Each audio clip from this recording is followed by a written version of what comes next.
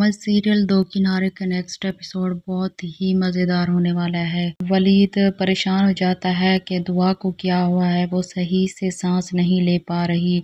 वलीद जब ये सुनता है तो इसके हाथ पांव फूल जाते हैं। अब पता नहीं ये दूर शिवार कहाँ गायब है। बहरहाल वलीद मज़ीद वक्त ज़ाया किए बगैर दुआ को करीबी अस्पताल ले जाता है। डॉक्टरों ने पूछा कि क्या पहले भी बच्ची की ऐसी हालत हुई है। वलीद बता देता है कि हमारे मरी आने से पहले भी दुआ कुछ दिन अस्पताल में रह कर आई है। तो डॉक्टर वलीद की अक्ल पे मातम करते हुए कहते हैं कि आप कैसे फादर हैं, बजाय इसके कि आप बच्ची को घर पर छोड़ कर आएँ, आप इसे ठंडी जगह पर इतने लंबे सफ़र पर ले गए।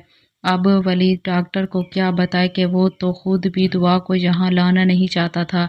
अगर दूरे शेवार ना होती तो वलीद खुद भी दुआ की मेडिकल रिपोर्ट का इंतज़ार करना चाहता था, क्योंकि अब वलीद को खुद भी तशवीश होने लगी थी कि कहीं दुआ को भी वही मसला तो नहीं जो वलीद को है। तो वलीद डर के डॉक्टर से पूछ ही लेता है कि डॉक्टर साहब, क्या दुआ के साथ कोई संजीदा मसला है। जिस पर डॉक्टर कहता है कि संजीदा मसला तो ज़ाहिर नहीं हो रहा, माहौल में तब्दीली की वजह से छोटी बच्ची को सांस लेने में मसला हो रहा है। मेरे ख्याल में आप लोगों को वापस चले जाना चाहिए और डॉक्टर ने बच्ची के लिए जो भी इलाज तजवीज़ किया है इसे सख्ती से फॉलो करें। अब वलीद डर के दूर शिवार को कॉल करके बताता है कि दुआ की तबीयत अचानक ख़राब हो गई थी, इसी वजह से मैं इसे करीबी अस्पताल ले आया हूँ। तो दूर शिवार परेशानी से पूछती है कि क्या हुआ है दुआ को। वलीद बता देता है कि इसे सांस लेने में मसला हो रहा था। डॉक्टर ने बताया है कि ये माहौल इंतहाई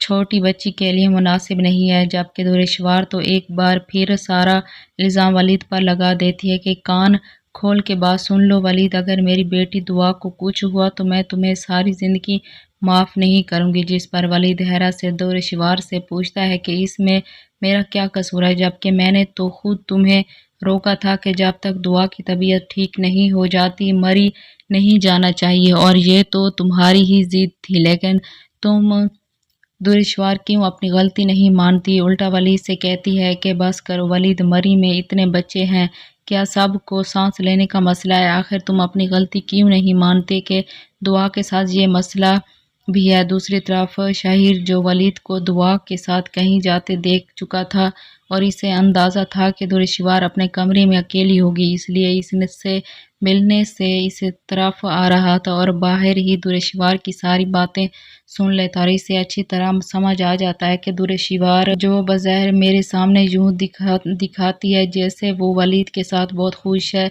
लेकिन इन दोनों की अभी तक समझ बूझ भी नहीं बनी। जिस तरह दुरेशवार वलीद से बात कर रही थी, इसे इसकी बीमारी का तांज़ दे रही थी, साफ ज़ाहिर है कि दुरेशवार वलीद से शदीद नफ़रत करती है। अब शाहिर इस बात का फ़ायदा उठाना चाहता है, तभी दुरेशवार को कॉल करता है और कहता है कि दुरेशवार, तुम चाहो मेरी मोहब्बत को हज़ार झूठ कहो, लेकिन एक बात गौर से सुन लो, मैं तुम्हें ऐसे शख्स के साथ ज़िंदगी गुजारने हरगिज़ नहीं दूंगा जो तुम्हारी पसंद नहीं है। दुरेशवार शाहिर से ये कह कर ये मेरा मसला है, तुम्हारा नहीं, कोई मसला नहीं है। फ़ोन तो वो बंद कर देती है, लेकिन फिर दुरेशवार को भी एहसास होता है कि बात तो शाहिर 100% ठीक कह रहा है, भला वलीद जैसा आदमी मेरी पसंद कैसे हो सकता है। और फिर सोचती है कि अगर वलीद के पास दौलत ना होती तो मेरे जैसे लड़की कभी वलीद जैसे आदमी से शादी ना करती। दुरेशवार के दिल से आवाज़ आती है कि वाकई अगर शाहिर के साथ मेरी शादी हो जाती तो लोग हमें हसरत भरी नज़रों से देखते और हर देखने वाला हमें चांद सूरज की जोड़ी से मिला देता। अब दुआ की तबीयत थोड़ी बेहतर होती है तो वलीद इसे होटल वापस ले आता है। नाजरीन, अगर आपको हमारी ये छोटी सी वीडियो अच्छी लगे तो वीडियो को लाइक कर दें।